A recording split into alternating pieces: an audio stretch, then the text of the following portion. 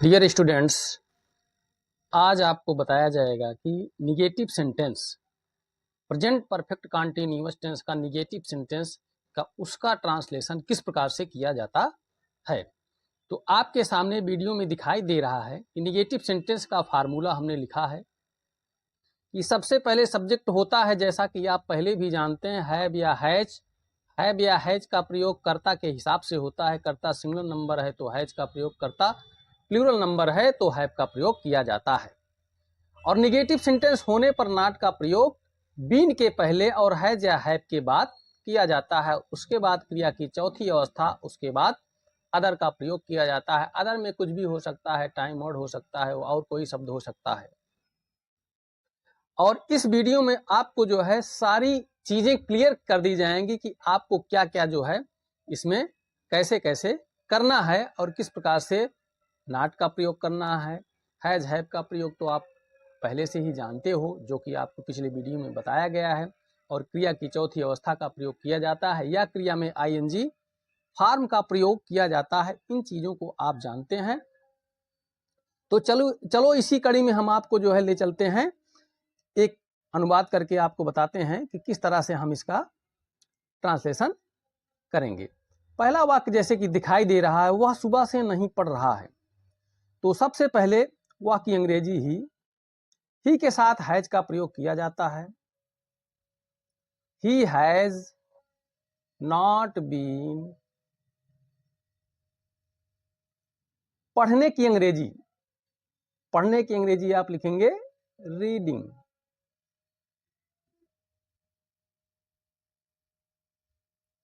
Since morning.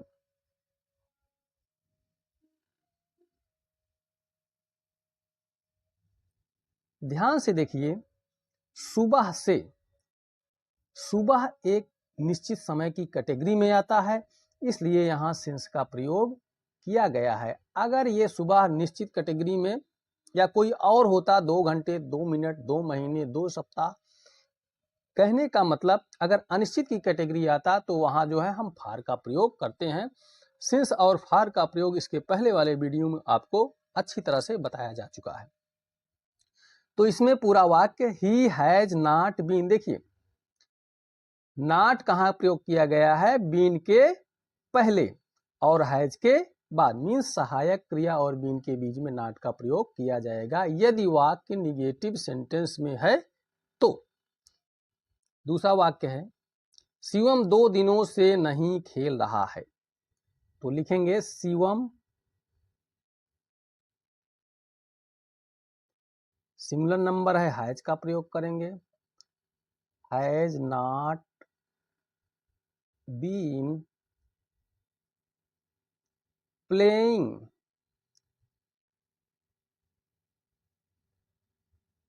2 दिनों से, निश्चित समय नहीं है तो लिखेंगे फॉर 2 days। ये हो गया आपका फॉर 2 days। अगला वाक्य है, सीता 10 मिनट से टीवी नहीं देख रही है। तो इसका लिखेंगे Sita has not been watching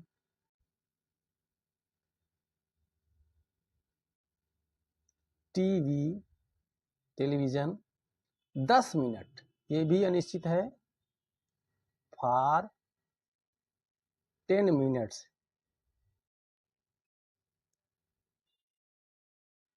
for 10 minutes। Sita 10 minute से टीवी नहीं देख रही है। Sita has not been watching TV for 10 minutes। देखिए, वॉचिंग का प्रयोग इसलिए किया गया है, वॉचिंग मीन्स होता है किसी चीज को आप टकटकी लगा करके अर्थात ध्यान से देखते हैं, तो वहां वॉच का प्रयोग किया जाता है, इसलिए यहाँ वॉच का प्रयोग किया गया। वॉच क्रिया में आईएनजी जोड़ करके वॉचिंग लिखा गया। हम 2 घंटे से फुटबॉल नहीं खेल रहे हैं, तो लिखेंगे बी। अब यहाँ हैव का प्रयोग करेंगे क्योंकि ये प्लूरल है।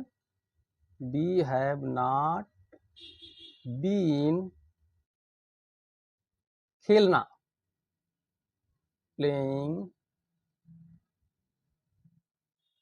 ऑब्जेक्ट फुटबॉल है, फुटबॉल 2 घंटे से, ये भी अनिश्चित की कैटेगरी में है, तो इसका आप लिखेंगे for 2 hours, for 2 hours. We have not been playing football for 2 hours।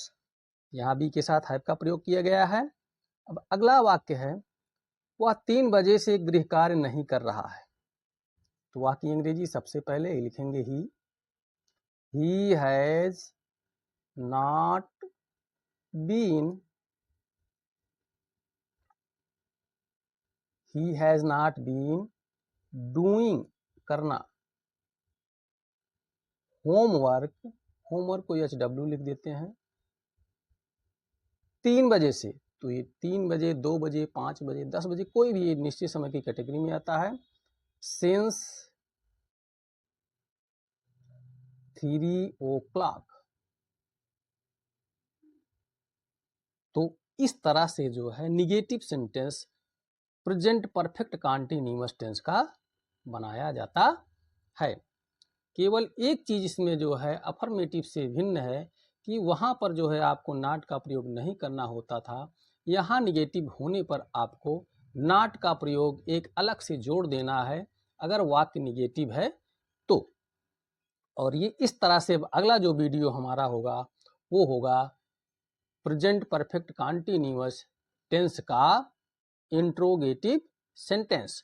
और इस वीडियो को मैं यहीं पर समाप्त करता हूं और आप लोगों को धन्यवाद करता हूं।